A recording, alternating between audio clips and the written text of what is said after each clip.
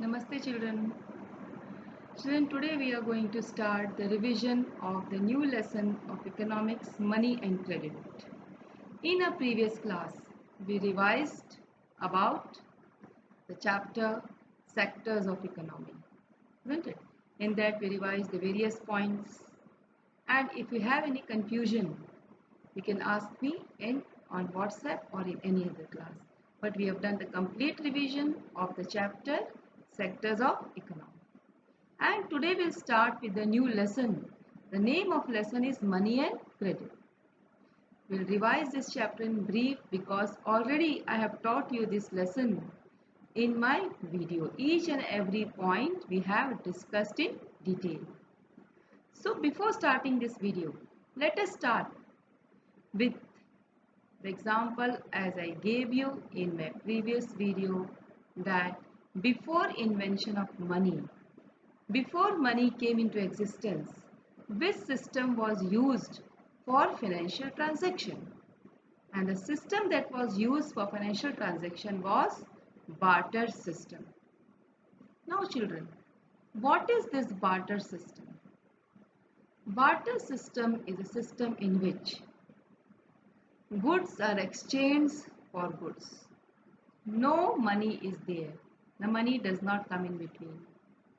In exchange of goods, goods are only there.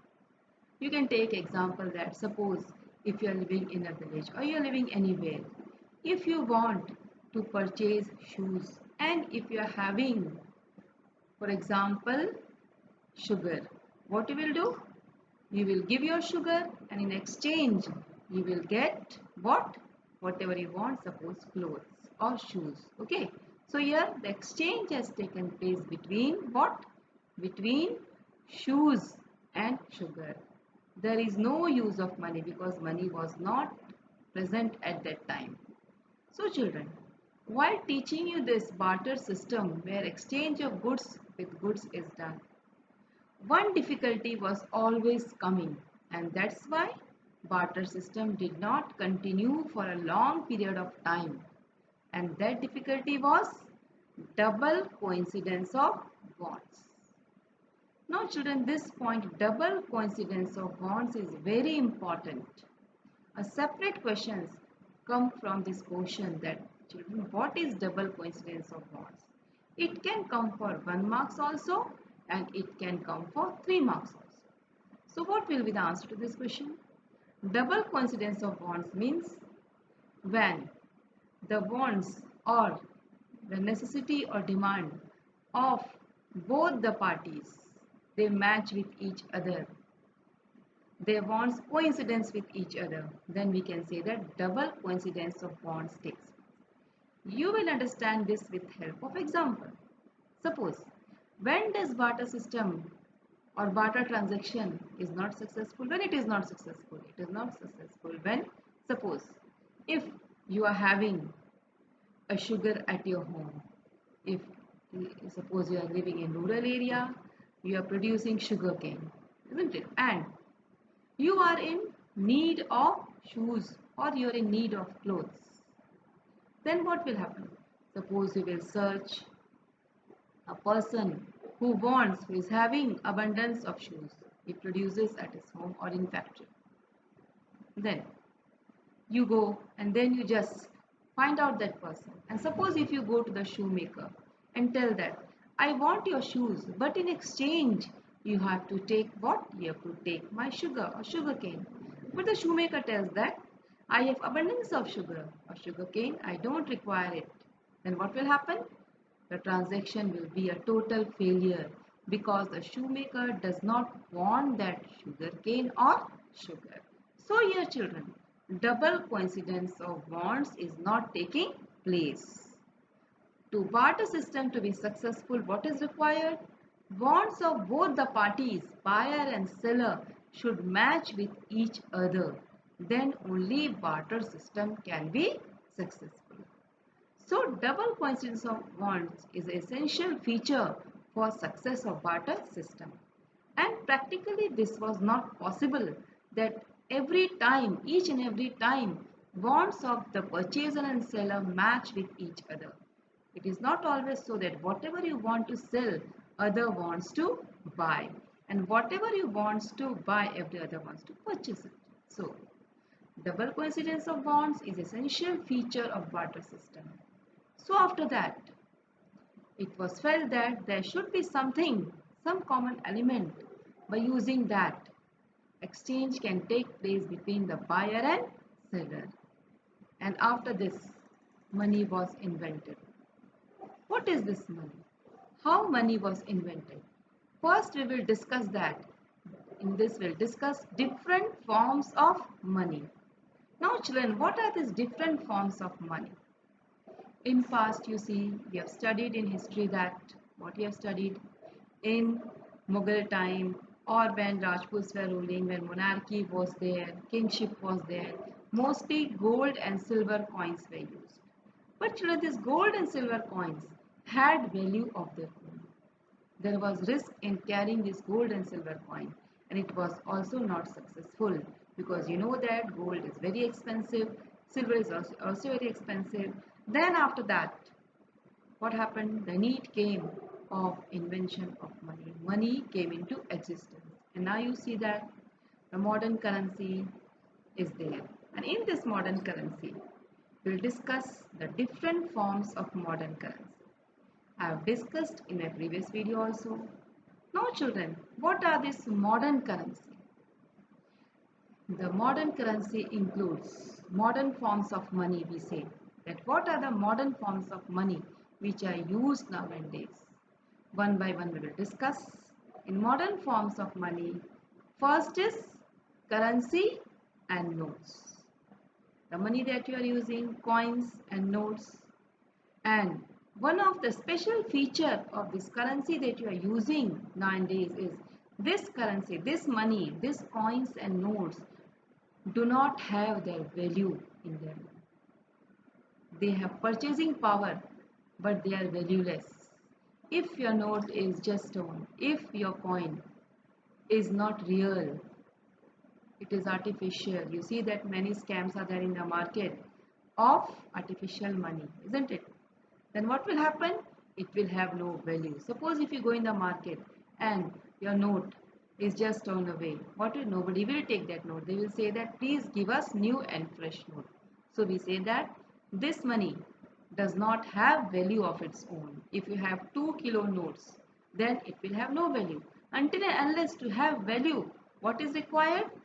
Signature of RBI governor is required. Until and unless it is authorized by the government of India, by Reserve Bank of India, this currency notes does not have value of their own, isn't it?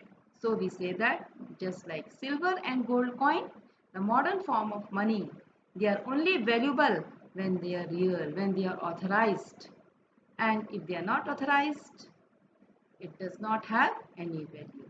So money came into in existence, and the first modern form of money is currency and notes. Second is demand deposit. Now children, what is this demand deposit? Demand, as the name states, deposit means now there is a system. First and past, what was the system? People, those who were doing any job, those who were doing any type of service, what happened? Their salary, they got in cash and they kept their money in their lockers at their home. And then they did the expenditure, they spent that money. But now the system is people do not get money in cash. They directly their salary goes in bank and the money is deposited. And people, according to the necessity, they withdraw money, and nowadays it has become very easier due to existence as ATM card has come into existence. So people withdraw money according to the demand. If they require, suppose if they get 50,000 rupees salary, it is not so that 50,000 they will spend in one day. So they withdraw money according to the necessity. Suppose 5,000, 10,000 they withdraw once, and then as that money is over, they withdraw once again. So money which is withdrawn from the bank according to the demand of the people, as this money is withdrawn according to demand and that money is demanded from the deposits that are in the bank, because mostly people don't keep cash at home, due to many things. People don't want to keep cash. As they keep this cash in the bank, they get interest on that. And if the money is in bank, mostly it is risk free. Still, there are nowadays robbery case in bank also. But then also they feel that the money is safe.